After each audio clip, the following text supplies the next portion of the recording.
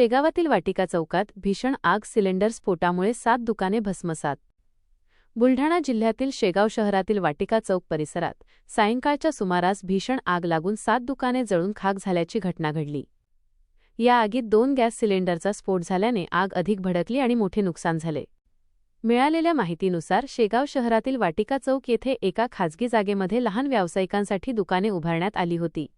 दुपारी सुमारे 4 वाजताच्या दरम्यान अचानक एका दुकानातून आग लागली. सुरुवातीला ही आग लहान प्रमाणात असली तरी काही वेळातच 2 सिलेंडरचा स्फोट झाला. स्फोटामुळे आगीने भीषण रूप धारण केले आणि एका लाईनमधील 7 दुकाने पूर्णपणे जळून भस्मसात झाली.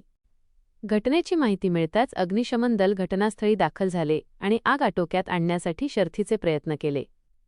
स्थानिक नागरिकांनीही आग विझविण्यास मदत केली. या आगीत लाखो रुपयांचे नुकसान झाल्याची प्राथमिक माहिती समोर येत असून सुदैवाने जीवितहानी झाल्याचे वृत्त नाही. आगीचे नेमके कारण अद्याप स्पष्ट झाले नसून संबंधित यंत्रणा पुढील तपास करत आहे. बुलढाणा माझा न्यूजसाठी ओम पाटील, शेगाव.